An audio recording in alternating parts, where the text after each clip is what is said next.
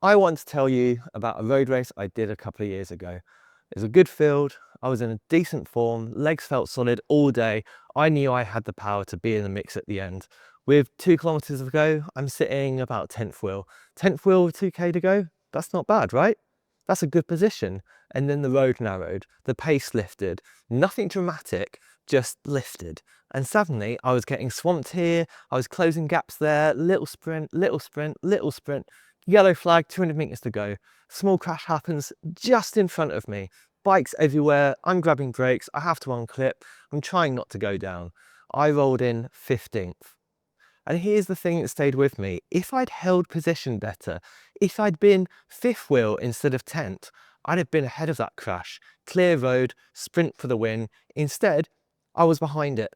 Because of where I'd let myself drift in the final 2 kilometres, I had the legs to win that race. I'm absolutely certain of it. But I mean, aren't we always certain? But by the end of that, the crash happened. The race was already over for me. I just didn't know it yet. And that's why I want to talk about today, how races are decided long before the line and why most cyclists don't even see it happening. Here's something I think most cyclists get wrong. They think races are decided in the sprint, the kick, the peak power, who's got that biggest 5-second number. Sometimes that's true. If two riders arrive at the line equally fresh, yeah, the one with more top end wins. But that's almost never happens. What actually happens is one rider arrives ready to race and the other is just trying to survive. And the difference isn't fitness, it's what they spent to get there. The finish doesn't decide the race, the finish just reveals what was already decided. You see it all the time. Riders with huge sprint power get absolutely nowhere because they couldn't stay in position through the final kilometre. The sprint was irrelevant. They were already cooked. And I've seen riders with modest top ends win races because they arrived at the right moment with something left. They'd spent less getting there. Now, the race isn't about who can produce the most power. It's about who can produce useful power when it matters at the end. So let me get specific here. Corners. If you want to see where races quietly fall apart, just watch what happens at corners. The corner itself is never the problem. The problem is where you are when you hit it. Rider sits, maybe 20th wheel, the brake lights come on ahead of them, they slow down more than they needed to, a gap opens, half a bike length, maybe a full one, now they sprint to close it. Hard effort, anaerobic, costly.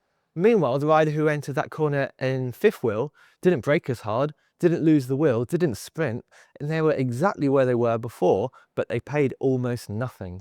Same corner, same speed through it.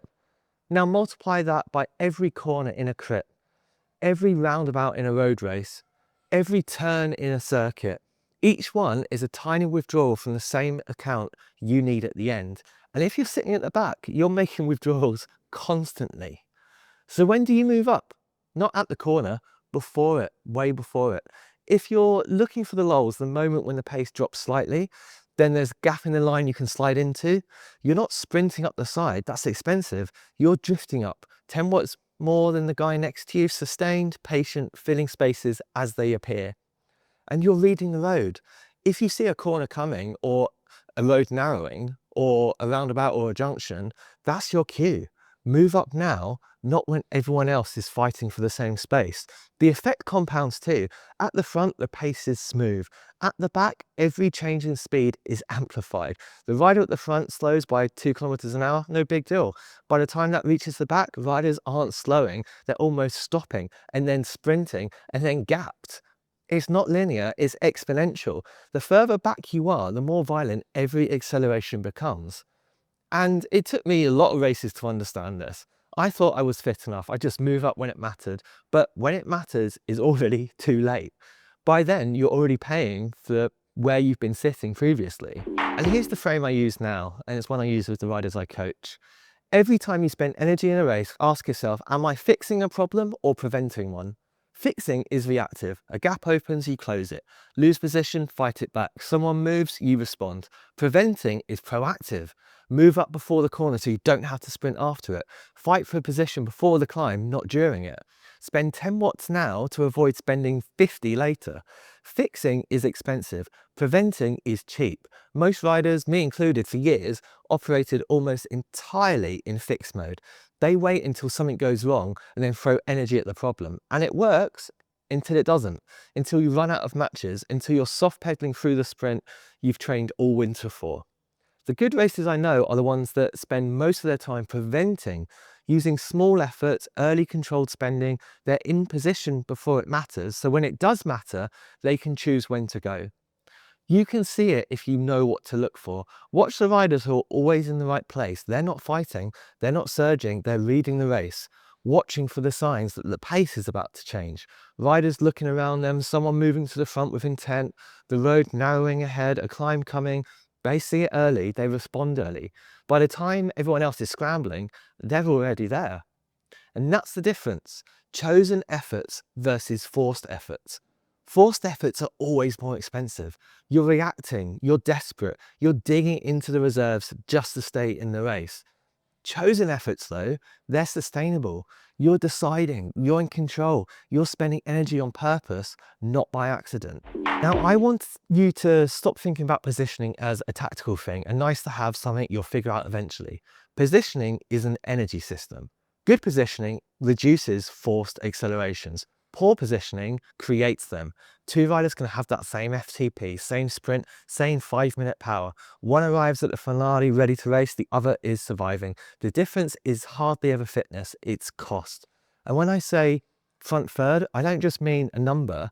In a bunch of 60, that's 20 riders, but it's not about being anywhere in that 20, it's about being on the right wheels. You want to be near riders who are smooth, who hold their line, who don't surge and brake constantly. You want to be where you can see the road ahead, not just the jersey in front of you. And you want to be central enough that you've got options, room to move left or right if something happens, pinned against the barrier or the verge, and you've got nowhere to go. And I coach a rider who's objectively strong, absolutely, great numbers, but for months during the whole season, they kept coming out of races feeling destroyed, finishing mid-pack, wondering why their fitness wasn't translating into results. And we looked at the race files together, and what we saw was constant surging, little spikes everywhere.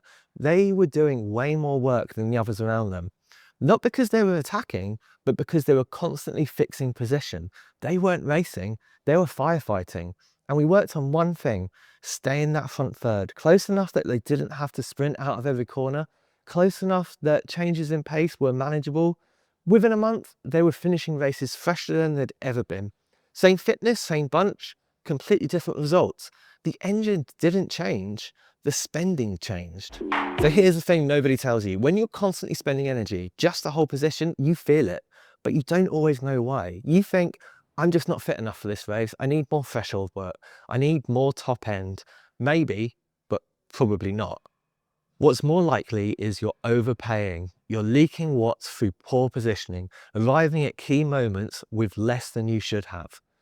And the worst part is, it doesn't really show up in your power file. Your average power looks fine. Your normalized power looks reasonable. Nothing screams mistakes. But you know how you felt. You know you were buried before the sprint even started. That's the cost of fixing instead of preventing. It's invisible until you're empty. I'll leave you with something practical. Next race or next hard group ride, try this, okay? Before every corner, every pinch point, every moment the race is about to change, ask yourself, am I about to fix or prevent? If you're already on the back foot, loss of position, gap opening, reacting, you're fixing. Notice how expensive it feels. If you're spending a small effort now to avoid a big one later, moving up before that corner, holding position before the climb, you're preventing. Notice how much cheaper it is. Now, you won't get it right every time, but if you start noticing when you're fixing versus preventing, you'll start making better decisions, and better decisions will compound across a race. The goal is never to spend energy. That's not racing. The goal is to spend it well. Small costs early instead of massive ones later. Preventing instead of fixing. Chosen efforts instead of forced ones. That's how you arrive at the finish with something left. Right, to close this all up, races aren't decided in that sprint. They're decided in the 40 minutes, the 2 hours before it. Every corner you entered too far back, every gap you had to close, every position you lost and had to fight for. That's where the race went, and by the time you realise it, it's too late.